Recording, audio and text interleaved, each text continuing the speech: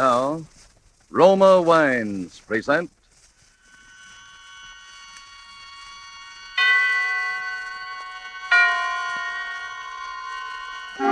Suspense. Tonight, The Night Man, starring Virginia Bruce and Richard Wolff. Suspense, presented for your enjoyment by Roma Wines. That's Roma. Roma Wines. Those excellent California wines that can add so much pleasantness to the way you live, to your happiness in entertaining guests, to your enjoyment of everyday meals. Yes, right now a glassful would be very pleasant as Roma Wines bring you Suspense. This is the Man in Black, here for the Roma Wine Company of Fresno, California, who tonight bring you as stars Miss Virginia Bruce and Mr. Richard Wolff. They appear in The Night Man, a new study in terror by Lucille Fletcher. It is a story of dark midnights and of a woman to whom the familiar face and voice of murder return for vengeance. But before we raise the curtain on our suspense play, here is a message from Roma Wines. In many foreign countries where discerning tastes have found Roma wines, they are an inexpensive luxury, imported and treasured. For Roma wines are in every sense fine wines from the choicest vineyard country of California. They are products of age-old winemaking skill, aided by modern quality controls and tests that assure unvarying excellence of taste and character. Yet, Roma wines cost you mere pennies a glassful. Such enjoyable flavor and constant quality, such low cost, such high wine value, have made Roma by far America's largest-selling wines, enjoyed by millions with meals when entertaining any time. Try Roma wine yourself. Tomorrow at dinner, no matter what you are serving, place on the table a cool bottle of ruby red, hearty Roma California Burgundy. See how much new zest it adds to food, how it makes a real occasion of even the simplest meal. To enjoy this extra mealtime pleasure, just ask your dealer for Roma, Roma wine, made in California for enjoyment throughout the world. And now with the performances of Virginia Bruce as Stella Rhodes and of Richard Wolff as the Night Man, we again hope to keep you in suspense.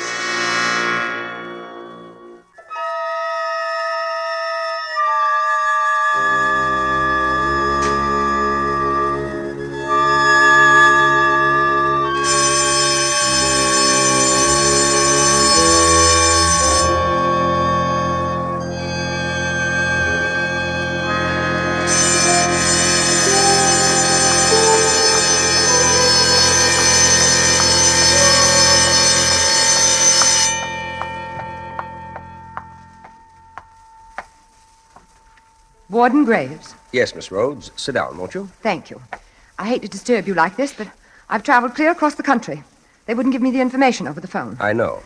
You know what this visit is all about, Warden. To some extent, yes. You think one of our prisoners, Tom Nixon, has escaped. He has escaped.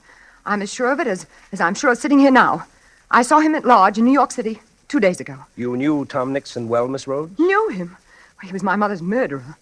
My mother was Mrs. George Rhodes of Huntington, Long Island. She ran a boarding house there. He killed her on September 18th, 1933. We have all the records of the crime, Miss Rhodes. Tom was Mother's chief boarder for 10 years. Know him? Why, I sat opposite him at dinner table from the time I was a girl of 15. I knew him as well as I knew Mother. I'd know him anyway. I see. And now he's at large. He's free. He's escaped this place. Maybe you're not aware of it.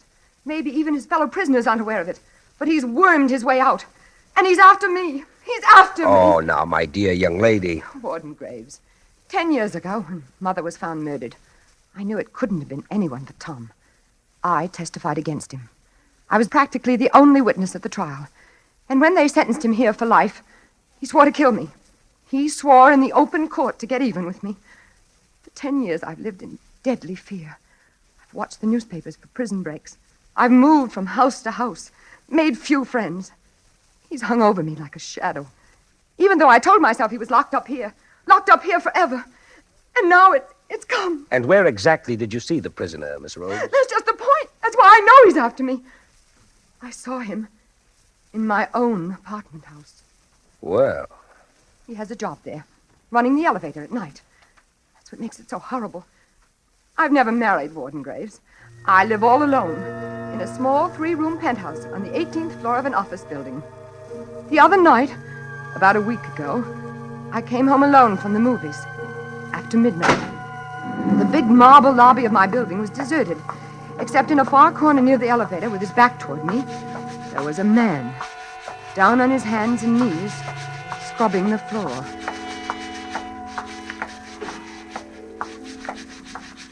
Good evening. Evening.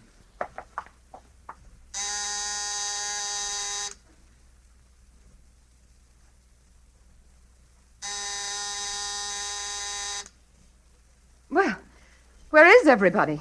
Isn't the elevator working tonight? You want to go up in the elevator, Mum? Certainly. I'll be right with you.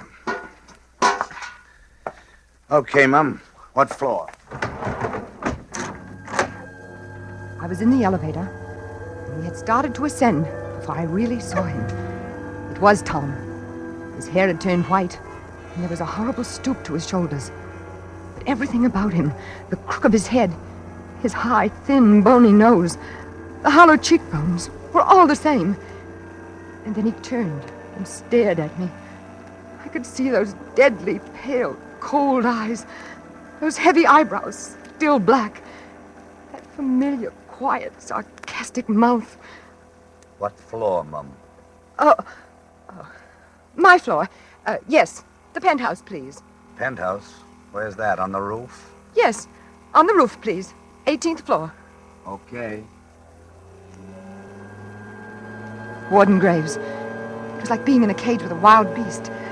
He kept watching me, peering at me furtively as the elevator moved with agonizing slowness up and up past the floors. I shrunk back, averting my face. The light in the car was dim.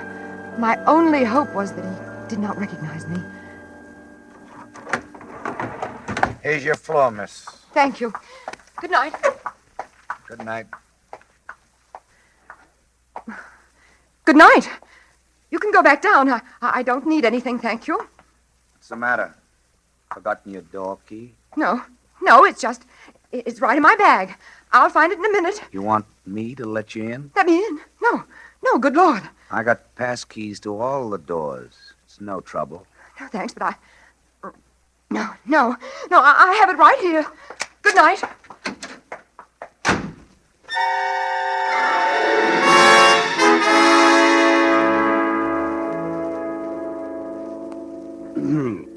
And that was the first time you saw him? Yes. Oh, I wanted to die. I didn't know where to turn. And that was all he did or said? Yes, but it wasn't so much what he said as the awful resemblance, the feeling that he was only playing with me, torturing me like a cat with a mouse.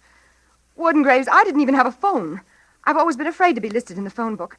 And the only way up to that penthouse was by that one elevator. I was trapped up there, at his mercy whenever he wanted to come. What did you do? I spent the night crouched against the wall with a flat iron in my hand, waiting for that key to click in my lock. And the next morning? The next day, I began to wonder if it all wasn't just a dream.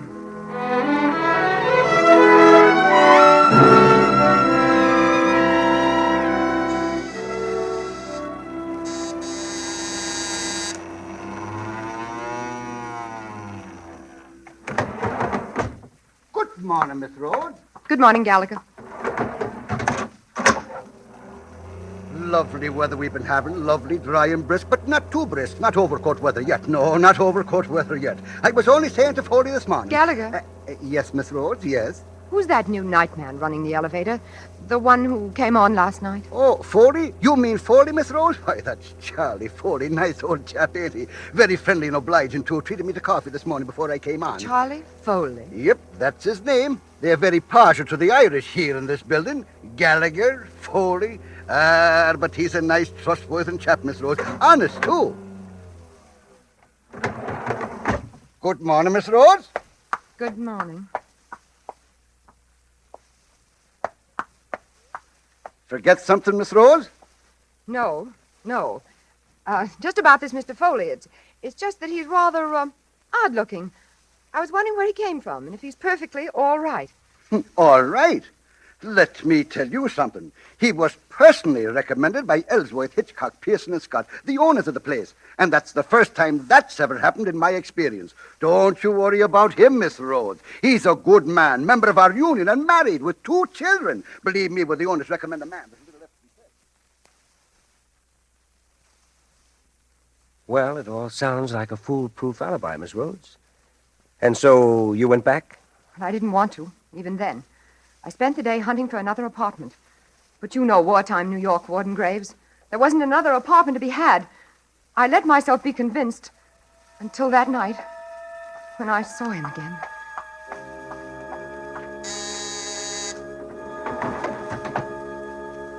Good evening, Miss Rhodes. He called me Miss Rhodes.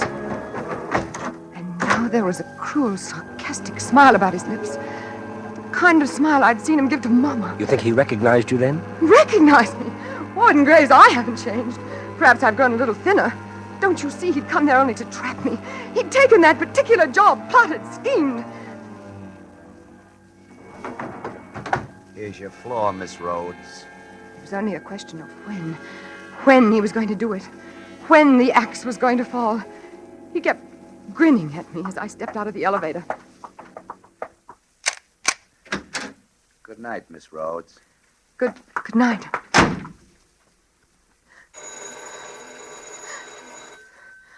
Who is it? Who's there?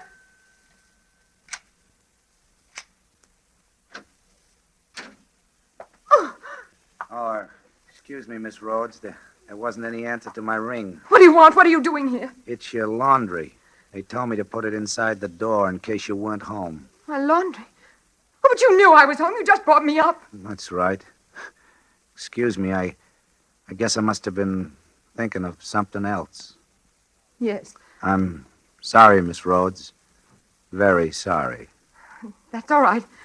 Good night. It was a crazy mistake. There I was thinking you could get up here some other way. But there isn't any other way, is there? No. Even the service elevator doesn't get up this far, does it? No. It's just like you're all alone here. Alone. On the roof. Yes. Tom, if you come any closer, I'll kill you to hear. I'll kill you with my bare... What was that, Mum? Get out! Get out! Get out! It's my buzzer. I better answer it.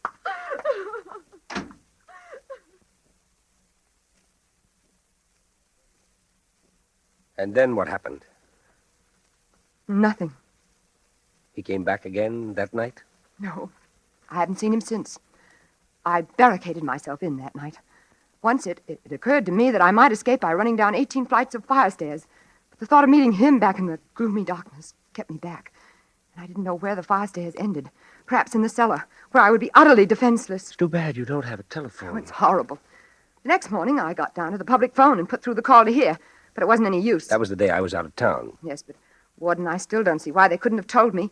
After all, I was giving them information. It's one of our strictest regulations at Osawatomie State Penitentiary never to discuss any of our prisoners over the telephone. That's what they said. So you came all the way out here in person. Yes.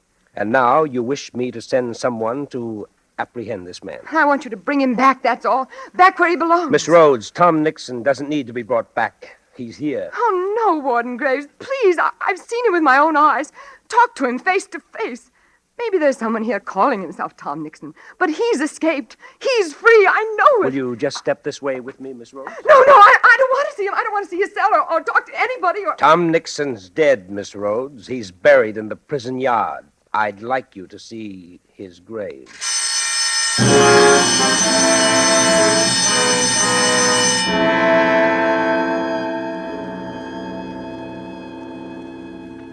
And this is the photograph taken of him just a week before he died. You see, he wasted away quite a bit. He was in the infirmary all last year.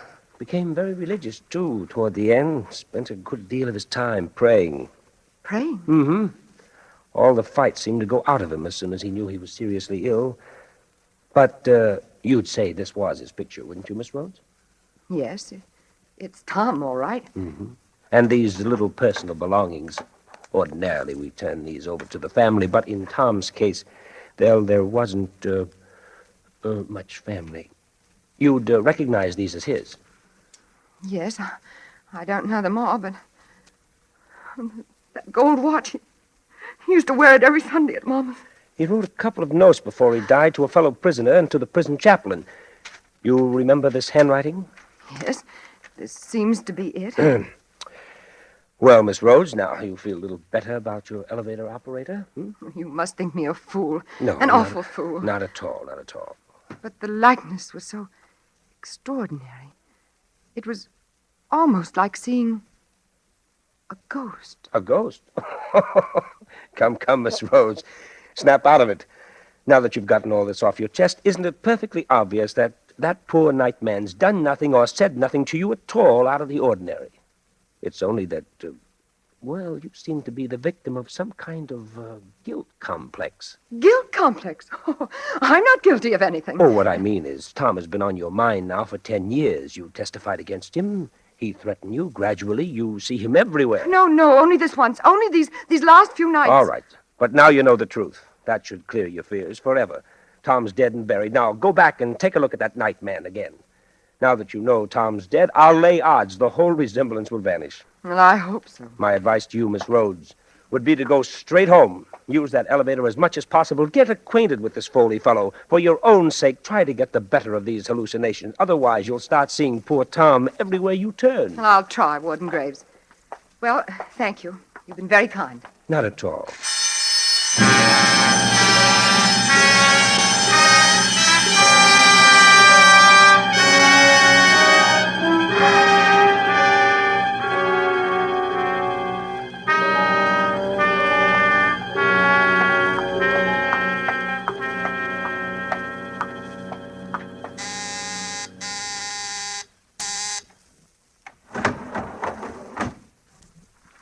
Good evening, Charles. Evening, Mum. I have some bags here, Charles. Will you help me with them, please? Okay.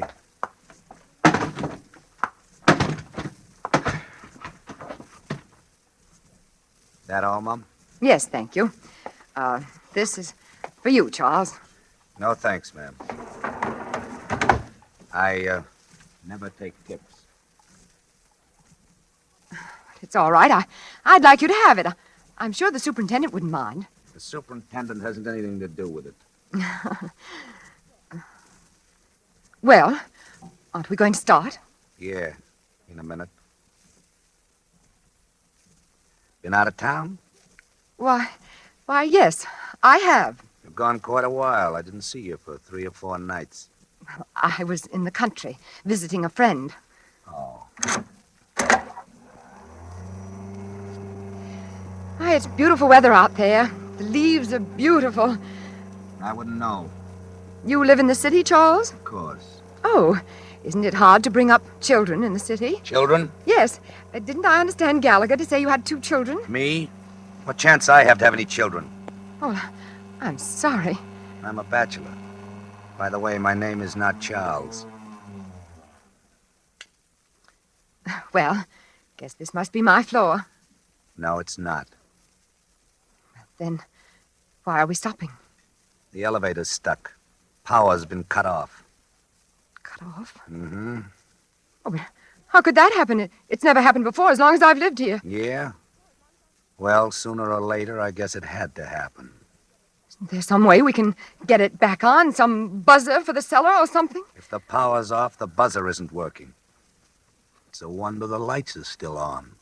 The lights? Yeah. They'll go out in a few minutes, though. And then it'll be black in here. Black as a grave. Let's get out of here. Open the door. Can't. She won't budge. But you haven't even tried. I don't have to try. We're stuck between floors. The door's flush with the solid wall. Solid wall. Yeah. We're kind of bricked up in a cell. But there must be some way out of here. Isn't there a little door in the roof? Something you can pry open? Something you can climb up out of into the shaft? I don't see any. Oh, but there must be.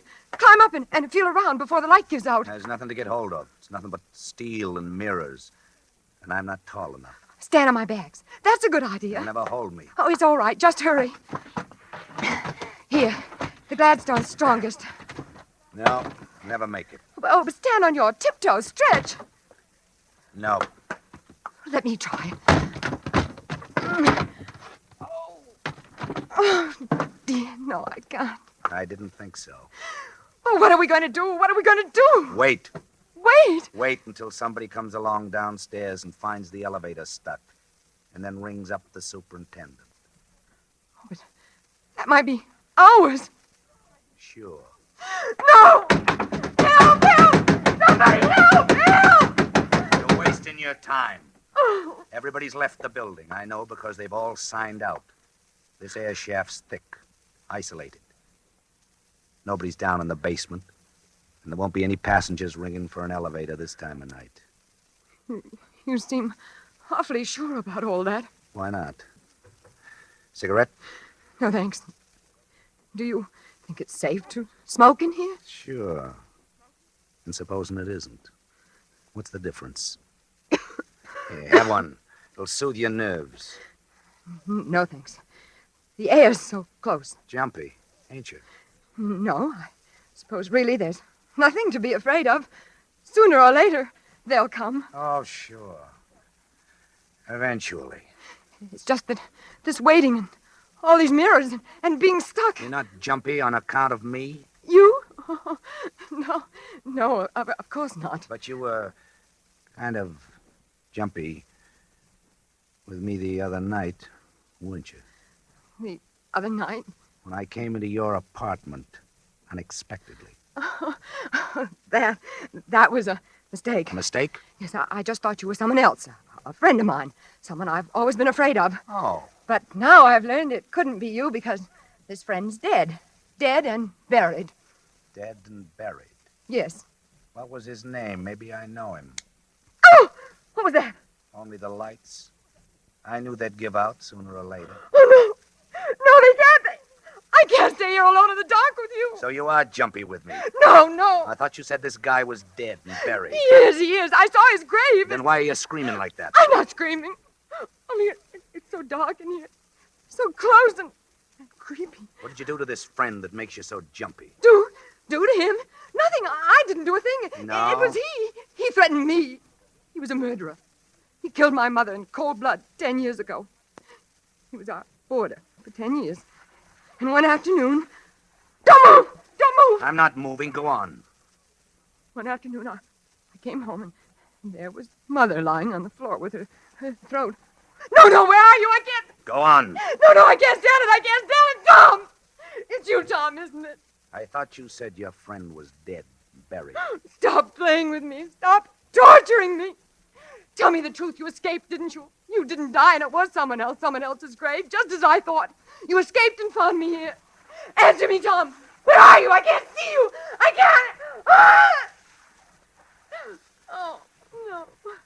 No, stop. I didn't mean it. I didn't. I didn't mean to send you there. It was only because I loved you, Tom. Loved you so blindly, passionately, for years. And hated Mama. And hated you for loving her. It was only to get revenge on you both that I killed her. And framed you. Mama was so cruel to me, Tom. She treated me like a slave. And all the time flaunting you in my face. If you'd spoken one kind word to me, Tom, at the trial. One word to let me know you loved me.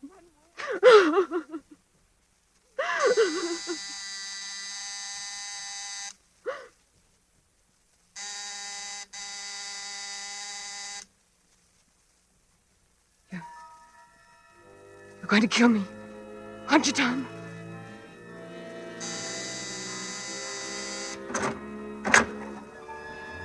No, Tom! I don't want to die! I don't want to die! I don't want to die, Tom!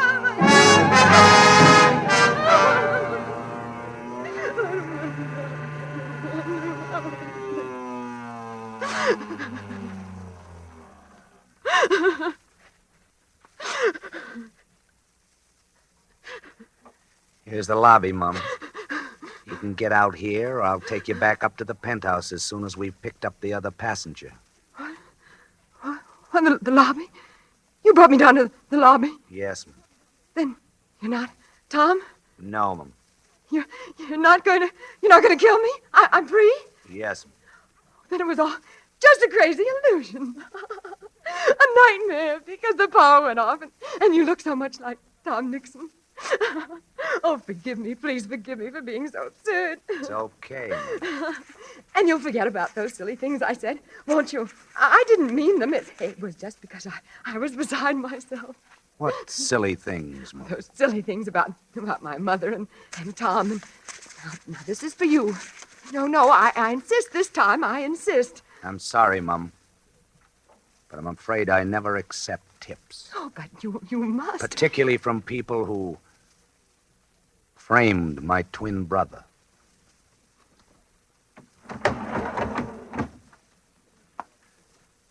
Good evening, Warden Graves. Good evening, Lieutenant Nixon. Well done.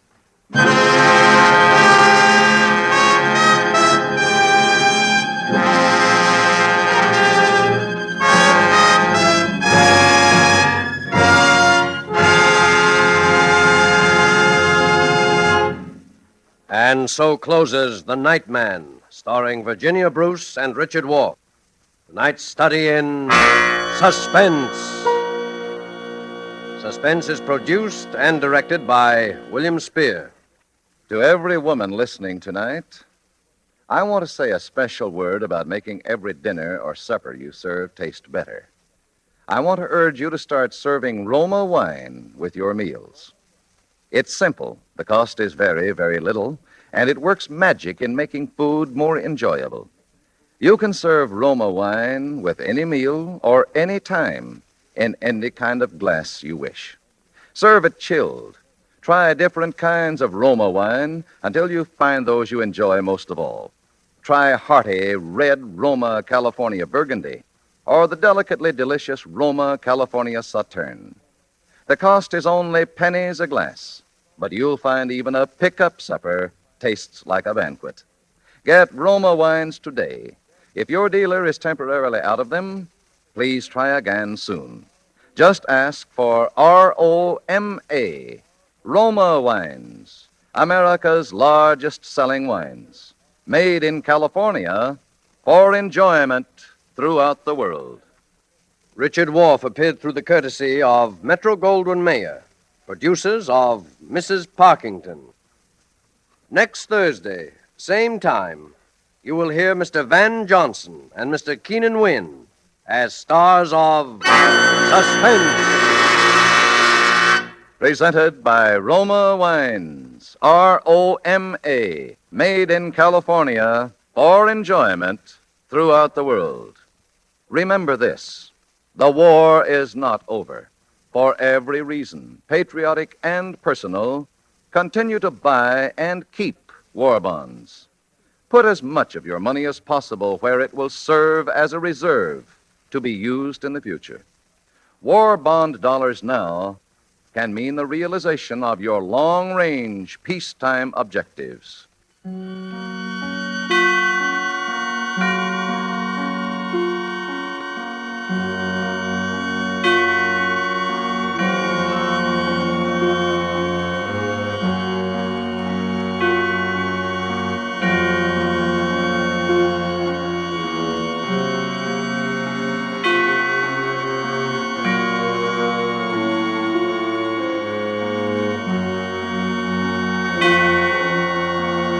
This is CBS, the Columbia Broadcasting System.